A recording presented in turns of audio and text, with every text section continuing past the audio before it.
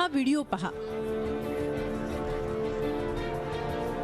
मुंबईच्या दादर परिसरात एका पोलिसाला मारहाण केली जात होती आणि तिथं असलेले लोक आपल्या मोबाईल फोनमध्ये ते दृश्य रेकॉर्ड करत होते।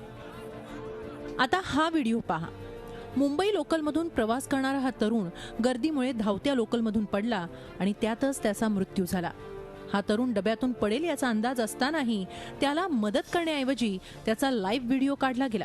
हा व्हिडिओ पाहून अनेकांनी हळहळ व्यक्त केली, पण व्हिडिओ काढणाऱ्यानं मदतीसाठी हात पुढे केला असता तर या तरुणाचा जीव वाचला असता। मुंबईच्या एका सिनेमा थिएटरमध्ये काढलेला हा व्हिडिओ पहा। एका दाम्पत्याला लोकांनी थिएटरमधून बाहेर काढलं। स्मार्टफोन वापरणाऱ्या मोबाईल धारकाच्या व्हॉट्सअपवर अशा प्रकारचे व्हिडिओ सतत येत असतात। मोबाईलवरून व्हिडिओ तयार करण्याचं हे फॅड अलीकडच्या काळात वाढलंय। घटनेचं गांभीर्य लक्षात न घेता तसंच समोरच्या व्यक्तीला मदत करण्याऐवजी आपली ड्युटी असल्यासारखे हे व्हिडिओ काढले जातात आणि व्हॉट्सअपवर, फेसबुकवर व्हायरलही होतात। यामागे कोणती मानसिकता आहे?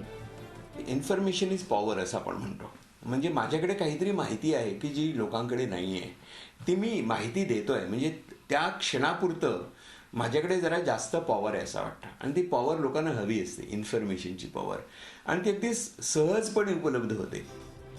सार्वजनिक ठिकाणी घडणाऱ्या कोणत्याही घटनेचा व्हिडिओ किंवा फोटो काढण्याआधी तुम्हाला आता कायद्याचीही माहिती करून घ्यायला हवी, अन्यथा तुमच्यावर कायदेशीर कारवाई होण्याची शक्यता नाकारता येत नाही।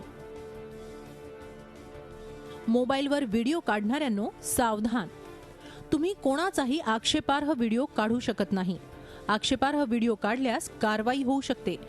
महिलांचा व्हिडिओ काढल्यास तक्रारीनंतर गंभीर दखल घेतली जाते।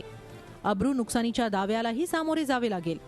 एखादा कोणाची बदनामी करणारा व्हिडिओ असेल, उद्या चालून एखादा सिव्हिल स्वरूपाचा जो खटला आहे, तो मानहानी किंवा अब्रू नुकसानीचा जो दिवाणी स्वरूपाचा खटला आहे, तो निश्चितपणे एखादी जी पीडित व्यक्ती आहे, व्हिक्टीम आहे, निश्चितपणे दाखल करू शकते आणि त्याला अशा प्रकारच्या कारवाईला सुद्धा सामोरं जावं लागेल।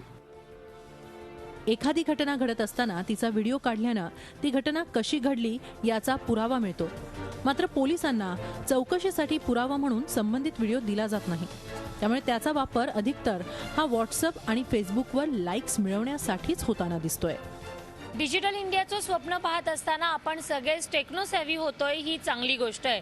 पण एखाद्या सार्वजनिक ठिकाणी एखादी घटना घडत असताना फेसबुकसाठी फोटो आणि व्हॉट्सअपसाठी व्हिडिओ काढण्याऐवजी त्याच फोनवरून जर आपण मदतीसाठी एखादा फोन केला तर डिजिटल इंडियाचं स्वप्न खऱ्या अर्थाने साकार करू शकू।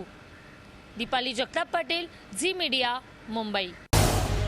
झी 24 तास रहा एक पाऊल पुढे।